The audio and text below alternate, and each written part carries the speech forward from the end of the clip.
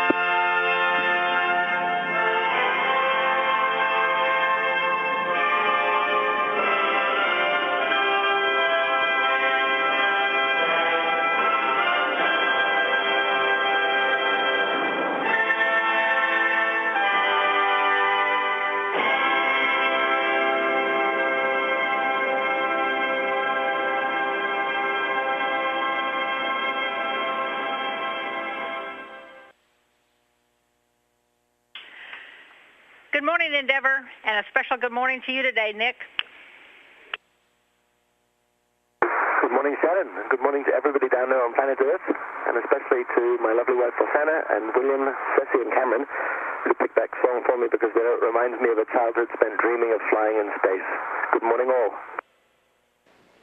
The shuttle station complex has just crossed into another orbital sunrise, 220 miles above the far northwestern Pacific Ocean. It has just finished flying over the extreme eastern portions of China and Russia.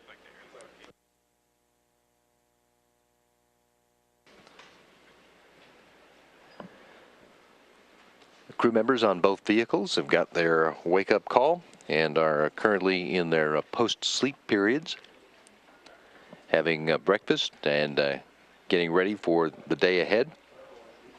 A day that'll see them spend the first half of it on a variety of subjects, from cargo transfer from the shuttle onto the station, to exercise for individuals, to resizing a spacesuit for astronaut Bob Behnken. The current image is from the cameras on the Space Shuttle Endeavour, as it is now flying over, has just passed over Ethiopia and is crossing over the Red Sea and beginning a pass over some of the Arab Emirate states and Saudi Arabia. This is Mission Control Houston with a live view inside the International Space Station. Expedition 22 Commander Jeff Williams will be working through a couple procedures at the first part of his day on board to do some maintenance work on the water recovery system as part of the plan to reactivate that equipment which processes urine into drinking water on board the station.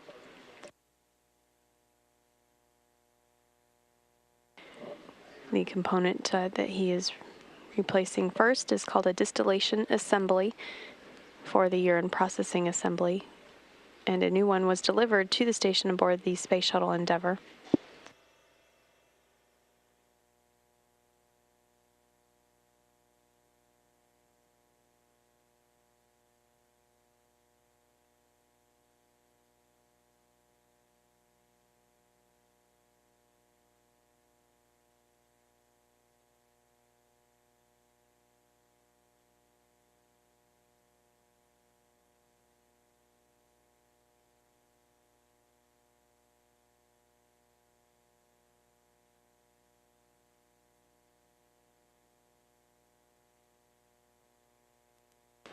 This is now a view inside the station's Quest airlock, where astronaut Nicholas Patrick is He and astronaut Bob Behnken, also in view at the bottom of the screen, are working on preparing their tools for the 3 spacewalks that they will be conducting.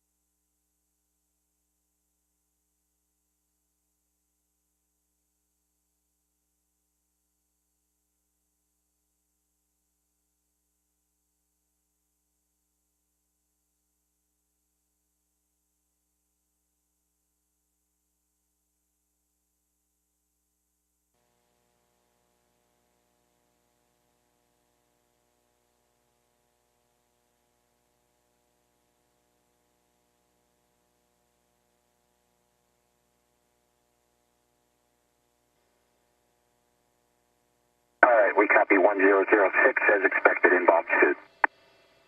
Correct, thanks, Al. Space Shuttle Endeavour's commander George Zamka is inside the station's Quest airlock, working with station flight engineer Suichi Noguchi to install a rechargeable battery inside the spacesuit that astronaut Bob Behnken will use during the mission's 3 spacewalks. Houston Endeavour on air to ground 2 for CWC field. Jerry, we're listening. Yeah, Denny, you got a time? I'm about to do number 5. We'll give you another 12 minutes, Terry. Copy 12 minutes, and I've already transferred the first 2, and just to let you know, that area is getting pretty full. Hopefully we'll be able to squeeze another 4 in there. That's a JLP-1S2 where I'm putting them. It's kind of a CWCI graveyard in there, so hopefully we can squeeze the next 4 in there. We copy all, Terry, thanks. Endeavour's pilot Terry Virts is working on collecting condensate water or excess water from the Space Shuttle Endeavour in containers and transferring that water over to the International Space Station for use. It's being stored in the Cubo logistics pressurized section.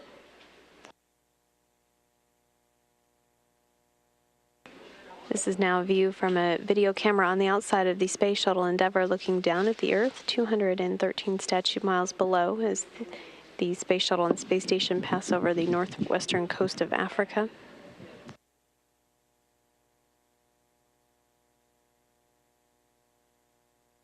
As it is nighttime on that side of the Earth, the lights of cities are visible.ISS and Endeavour have you loud and clear. Good to hear. Well, greetings from Sacramento, California.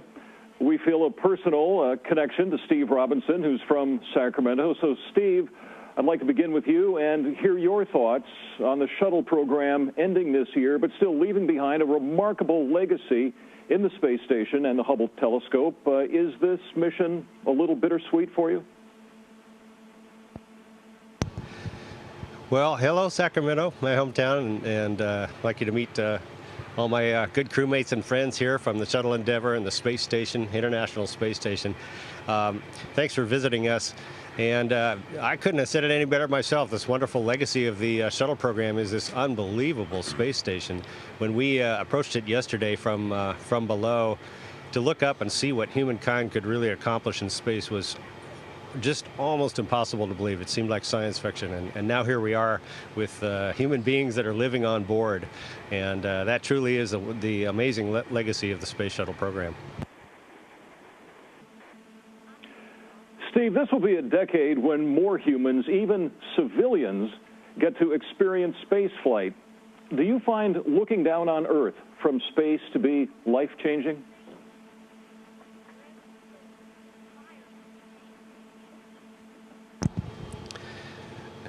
Yeah, I think it really does broaden your view of humans' place in the universe, and I guess when you're in space looking down on the Earth, you feel more like you know, a citizen of the planet, even more than your own patriotic feelings, which are also very strong. But I think the more people that get to experience that, the better this world's going to be. After the shuttles are retired later this year, it's possible that the next astronauts launched from American soil to the space station will be on a spacecraft built by a private company developed with the help of NASA. Are we on the brink of a new era in spaceflight, a new role for NASA, but also one that might see even greater resources put towards space exploration? Well, the nature of spaceflight is that every era is a new era, groundbreaking, pioneering, and trailblazing. It's things, we're in the business of doing things that haven't been done before. So going on from the shuttle to another kind of vehicle, and in the meantime, using the Russian Soyuz vehicles is definitely our destiny, and I think everybody's excited to see what's going to come next. Steve, there is some shock and disappointment over the cancellation of NASA's plans to go back to the moon in this decade. Your reaction to that, and do you think space exploration will remain a key part of America's greatness and continue to inspire just as it has for the past 50 years? I think the American public have counted on a human space program for more than 50 years now. It's part of the national identity, and so I think it's going to continue. To me, it's not a matter of exactly which year we go back to the moon and establish a moon base. I think it's going to happen. I can't say when. I can't say who's primarily going to be responsible. I presume it'll be an international effort because it's one planet reaching the moon. And I just don't see any way that the exploration of space will really slow down, because that's the human spirit. A question for Jeff or TJ. The president's budget extends the U.S. commitment to the space station to 2020 or beyond. What is the benefit to science and mankind, really, in knowing that the orbiting space lab is going to be there for at least the next decade? Well, the station was always intended to be a unique orbiting laboratory to do science and research in many areas across the spectrum of possibilities, to include supporting future exploration. And it's taken us until now to complete the assembly. And after this mission, we'll be essentially complete with the major assembly of the space station. And naturally, when you get done building a project, you want to utilize it. So it's important to extract the utilization potential out of the station, and extending it out to 2020 gives us the opportunity to do that. A question for Commander Zamka. You are delivering and putting in place the last major additions to the space station. Some hard work ahead for you on this mission, but do you think at the end maybe a sense of a job well done by all of the shuttle crews that have helped to build the space station? Oh, I think so. This is one of many assembly missions that have come up here with a lot of players that have helped assemble it. We got some news yesterday that after we docked to the space station, the stack, meaning the mass that we brought up, added to the space station was over 1 million pounds. So we've got quite a substantial construction effort up here. And it is a marvel to the teamwork between the different partners and all the astronauts and cosmonauts from the different nations involved to get to this level. Well, thank you for your time tonight. We know you're all incredibly well trained. We just wish you the best of luck on this mission, and we're there in spirit with you. Thank you very much for your time. Thank you very much. Great questions. So long, Sacramento. Endeavour ISS, this is Houston ACR. That concludes the KXTV TV portion of the event. Please stand by for a voice check from WKRG TV. Endeavour ISS, this is WKRG TV. How do you hear me? WKRG TV, we have you loud and clear. Great. My first question is for Kay Heyer, the Mobile native. We want to know what kind of personal items you've taken with you and if you have any moon pies or Mardi Gras beads up there.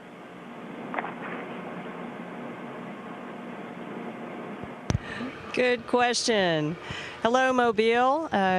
Haven't really had a chance to see Alabama or Mobile on this mission so far. We've been very busy, and when we've been passing over, it's been dark, so I haven't gotten a good look this time, but I'll certainly be looking for a chance to take a peek from up above. Certainly, we'll be spending Mardi Gras on orbit this year, so I think we're going to have to bypass the celebrations, and we'll just have to catch up on that next year. But we actually don't bring that many personal items into space. We're very space limited and weight limited, and we share a lot of items as well. So very few personal items, and no Mardi Gras beads, but I might have to take a look and see if there might be any special moon pies. Moon pie seems Okay. How were you so lucky to be able to be one of the last astronauts to get on before the shuttle program ends? I really don't know why I was so fortunate, but I will tell you that I feel very blessed and very fortunate to be a part of NASA, a part of this international effort, and especially a part of the Endeavour crew for STS-130, and to be joining the expedition crew here on the International Space Station. I just can't even describe how wonderful it is, how all of these different people work together to make all of this happen and make it all so successful. I'm very, very honored and very fortunate. What is it like at the space station, and what room are you specifically in now, and what goes on in there? Well, I think I'd like to turn this one over to TJ and let him answer. Well, right now we are hovering, floating in what's called Node 2, and it's at the front portion of the space station. What goes on in Node 2 mostly is, well, public relation events, as you see us doing now, but also it ends up being a little bit of a storage place where we end up logistically pre-positioning things to switch out with the shuttle items. And Commander Jeff and I have our sleep quarters in this area. Okay, we asked about some of the personal items. What do you do for fun while you're up there?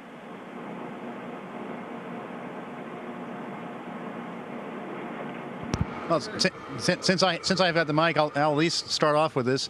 As you can well say, you know, our days are very busy, so it's a race to try to get ahead of the schedules to be able to build in some time to do some of the fun things that we end up enjoying a lot. But probably on the top of the list is being able to look out the windows and take pictures of a gorgeous view that we have of the Earth, which is one of the reasons why I think it's very important, and we're so excited to have the shuttle crew here with us, as they're bringing up the window of all windows for the space station, and we can't wait to be able to take a gander through that.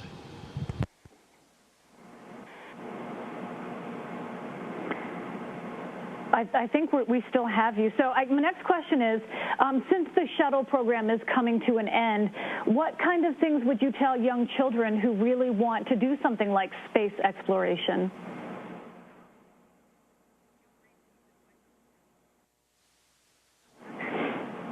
Okay, I'm going to go ahead and repeat my question one more time. What type of advice would you give children who dream of being involved in space exploration?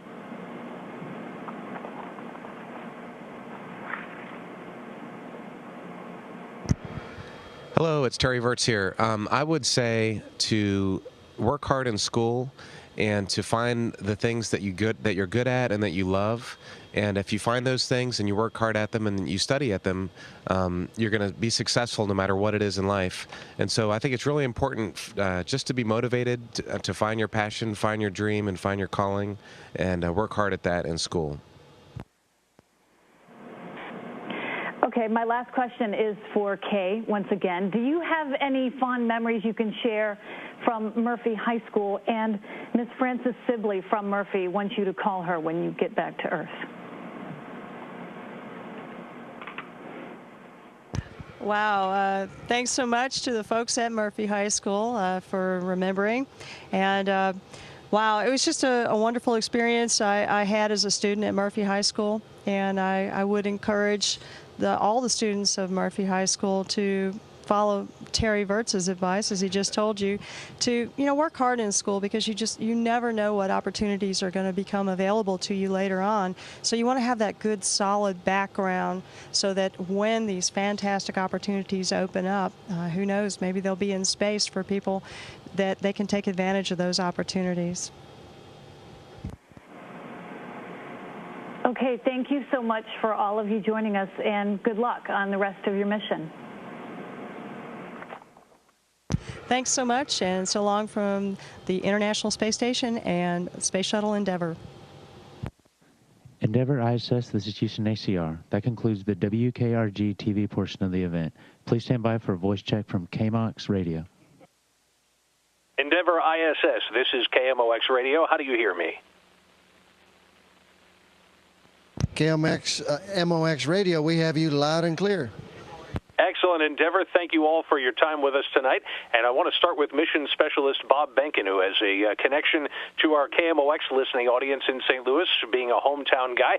And Bob, talk about how special it was for you to be in the cockpit during that last night launch of the shuttle. Well, first of all, I'd like to just say hello to everyone back in St. Louis, and particularly all my family and friends that are still there. As far as night launches go, this was my second night launch, and so it was pretty exciting to have the opportunity to go out at night and then see the sky all lit up in the pictures, of course, post-launch. My first flight, when we launched at night, we actually went into a cloud deck after about 20 seconds, and so all the folks who had come to see the launch actually didn't get to see very much because we had disappeared behind the clouds. But from what I'm told and the pictures I've seen, this one was really spectacular, and they were able to see the shuttle all the way through almost to the point that we shut off the main engines. And so that had to be really exciting for the folks who had the opportunity to come down and see one of the shuttle launches before the shuttle program ends here this year or next year. And Bob, we understand you had some unscheduled excitement with the power harness on your spacesuit.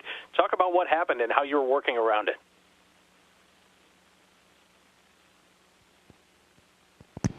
Well, it turns out that the spacesuit that we brought up with us wasn't able to get power from the battery pack that rides underneath the backpack that you see on the spacesuit up to the TV system that allows the ground and the folks inside the space shuttle to actually see what's going on, basically be additional eyes looking over my shoulder while we're out on the spacewalks. And so what we had to do, George Zamka and Soichi Noguchi, another crew member who's probably not on the video right now, but who's also living up here on the International Space Station as part of the station crew, swapped out to another suit for me. So I'm basically going out with a different suit that doesn't have that power harness in it, so it shouldn't give us any more trouble.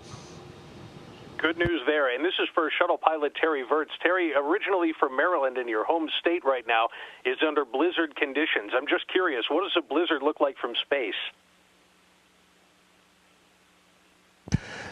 Hi, I have heard about that. In fact, several of my friends were not able to make it to the launch because they got several feet of snow. And just a little while ago, I was down in the Russian segment talking with the cosmonauts here, and we looked out as we flew over Russia, and it was very white. One of my first views of the Earth, just a few minutes after we got into space and the main engines cut off, I looked out and I could see the Alps going underneath, and they were snow-covered. And it's beautiful. The Earth looks different than what I had imagined. It's more spectacular probably than you can even put into words.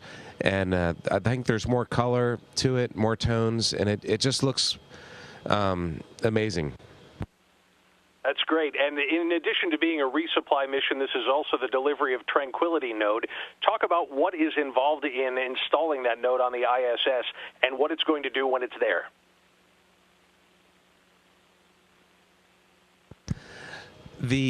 Actually, we have two nodes, two modules we brought up, Tranquility, which is node 3, and then we also have the cupola. So the first task tomorrow, Bob and Nick will be going outside to do a spacewalk, and they're going to unplug the node from the space shuttle. And then Kay Hire and myself, we're going to move the two nodes with the big robotic arm. We're going to move it and attach it to the left side or the port side of the space station. And then over the coming days, we're going to open the hatches and go inside. And Steve Robinson and George Zamka, and among others, are going to go inside and connect the wires and harnesses and get it outfitted from the inside. And Bob and Nick will have 2 additional EVAs to do after we get it set up to get the modules in their final configuration on the outside.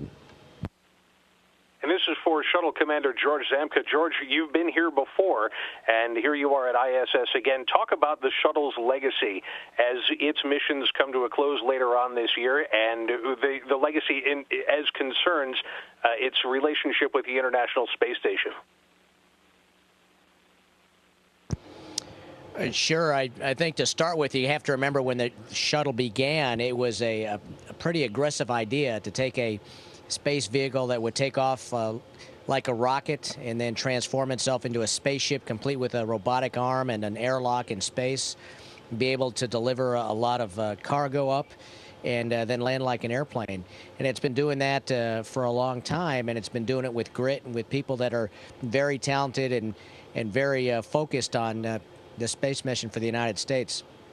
So to see it go, it's going to be a sad thing, but I think what we're going to see is a system to replace the capabilities that the shuttle has. We're just going to end up doing it a little bit differently. But we're all very fortunate to have ridden aboard the shuttle. It's been a tremendous vehicle. Thank you. And one last for Mission Specialist Steve Robinson. A lot of people follow the space program, to be sure. You've also got followers of your rock band, Max Q. And for folks who want to know when and where your next gig is going to be, how soon are you going to be back to Earth playing guitar? Oh, I don't have to wait till I get back to Earth. There's a guitar right about 50 feet from me down there in the node, and my poor crewmates here are going to get tortured here one of these days. So thanks for asking, and welcome aboard the International Space Station. Endeavour, thank you so much for all of your time, and Godspeed.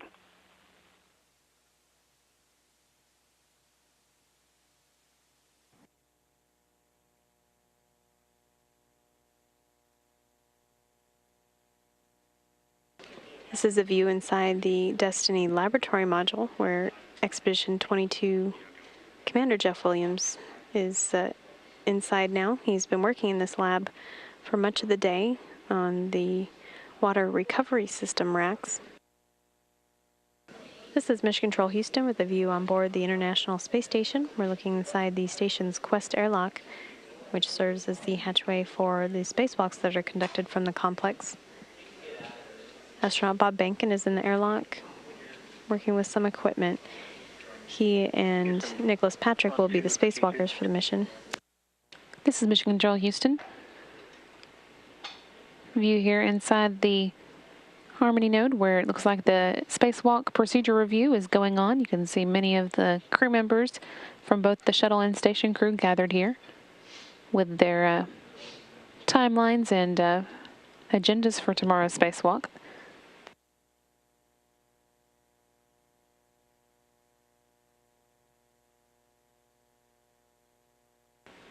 Again, the spacewalkers for all 3 spacewalks of the mission will be Mission Specialist Bob Behnken and Nicholas Patrick. You can see Patrick there along the right-hand side of the screen in the maroon shirt. And Bob Behnken beside him, just behind Kay Hire. That spacewalk scheduled to begin at 8:09 p.m. Central Time this evening.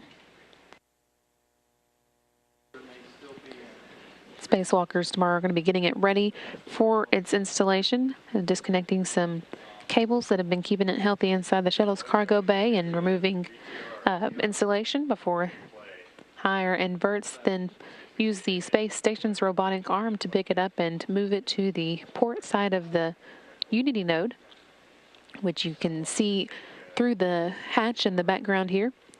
It'll be installed there along with the cupola, which is currently installed on the opposite end of the node from the one that will be actually connected to the station.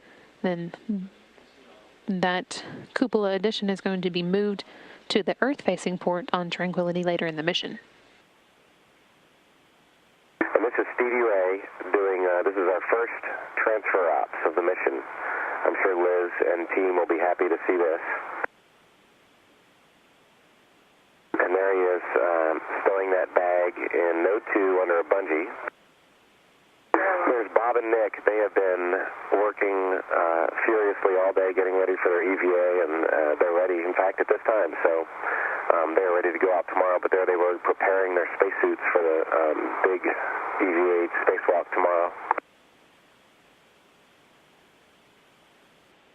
So Suichi took our camera graciously today, and Zamo got a chance to work out on the ARED, which is the space station exercise machine. And you can see Zamo in the background there taking pictures. And this was me working out. It takes some getting used to because the floor doesn't stay put. The middle of your body stays put, and your head and your feet move away from it. So it definitely takes some getting used to.